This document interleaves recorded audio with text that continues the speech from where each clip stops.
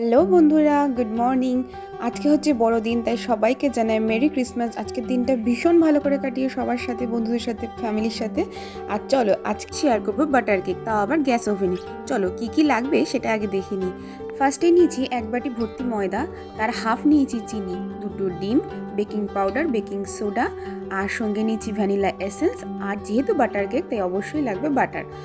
ফার্স্টে আমি চিনিটাকে গুঁড়ো করে নিয়েছি মিক্সিতে, তার মধ্যে দিয়ে দেবো 2টো ডিম, আর সাথে দেব মাখনটা। আমি মাখনটা পুরোটাই ইউজ করেছি, কারণ যেহেতু বাটার কেক ফ্লেভারটা একটু বেশি দরকার বলি পুরোটাই ইউজ করেছি। তোমরা তোমাদের ইচ্ছে মতো ইউজ করতে পারো, বাট যেহেতু বাটার কেক তাই একটু বেশি ইউজ করাই ভালো। এরপর একটা স্মুথ পেস্ট তৈরি করে নিয়েছি, একটা গামলার মধ্যে সেই পেস্টটা ঢেলেও নিয়েছি। এরপর একটু একটু করে ময়দা দিয়েছি। আর হ্যাঁ, বলে রাখি ময়দাটা কিন্তু আমার চালা, মানে আমি একটা চালনিতে চেলে রেখেছি। তোমরা চেলেও করতে পারো, না চেলেও করতে পারো, বাট চেলে করলে একটু স্পঞ্জি ব্যাপারটা ভালো আসবে।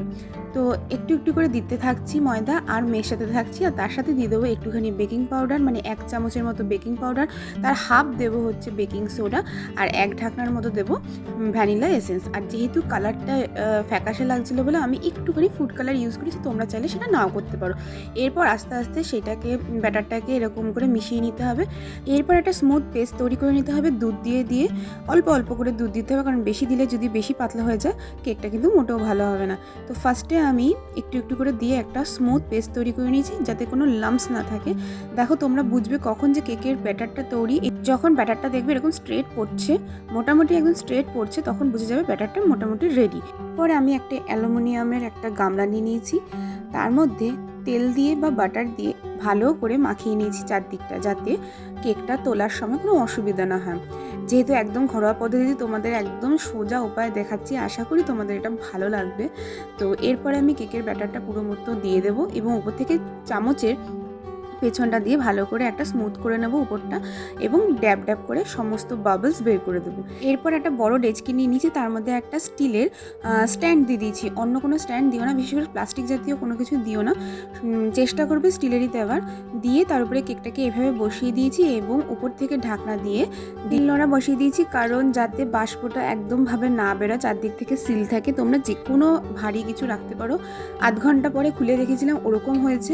তারপরে আরও 0.5 ঘন্টা 45 মিনিট পরে দেখছি যে কেকটা মোটামুটি হয়ে গেছে, একদম রেডি। এরপর ভালো করে বোঝার জন্য একটা ছুরি নিয়ে আমি কেকটার ভিতরে দিয়ে যখন বের করেছি, তখন যখন ক্লিন বেরিয়েছে তখনই বুঝে গেছি যে কেকটা হয়ে গেছে। তোমরা এইভাবেই চেক করো, ছুরি যে কোনো কিছু নিয়ে চেক করতে পারো। এরপর হচ্ছে মেন জিনিস, যেটা হচ্ছে তোমার কেকটা বের করানো। তো ভেবেছিলাম যদি না হয়, খুব ভয় পাচ্ছিলাম, তো ইজিলি হয়ে গেছে, কোনো রকমভাবে তোমরা দেখতে পারবে একদম সমস্যা হয়নি, যেহেতু তেলটা একটু বেশি পড়েছিল। পেছনটা দেখো কি সুন্দর বেক হয়েছে, প্রচণ্ড পরিমাণে সফট হয়েছে। এখন প্রচণ্ড গরম, তাতেই যাই হোক দেখে এত ভালো লাগছে, তোমাদেরকে দেখানোর চেষ্টা করছি, বাট দেখাতে পারছি না, এতটাই গরম। তো এটা হচ্ছে ফাইনাল লুক আমার বাটার কেকের। দেখে অবশ্যই জানিও কীরকম হয়েছে। এবার তোমাদের দেখাবো কেটে ভিতরটা কীরকম দেখতে হয়েছে আর কতটা সফট হয়েছে। চলো।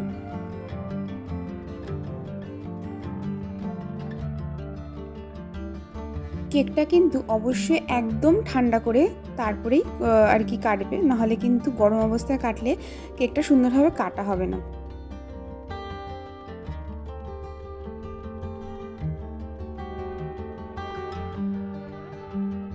আর চলো ফাইনাল ভিতরটা কীরকম হয়েছে দেখো, কতটা সফট হয়েছে তোমরা দেখেই বুঝতে পারছো, আর ভীষণ পরিমাণে জালি জালি, মানে জাল জাল ব্যাপারটা এসছে। আজকে ভিডিওটা যদি ভালো লেগে থাকে তাহলে অবশ্যই একটা লাইক, কমেন্ট, সাবস্ক্রাইব করে চ্যানেলটার পাশে থেকো। দেখা হচ্ছে নেক্সট ব্লগে। ততক্ষণ অবধি সবাই ভালো থেকো, সুস্থ থেকো, টাটা।